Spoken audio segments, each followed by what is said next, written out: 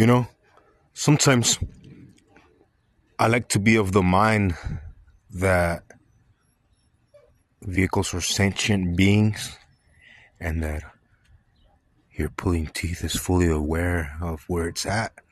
And I would figure that it's tripping, because this is his birthplace. This is where the 57 Dodge met the Lincoln. This is where it once was 5.0 fuel injected swapped. I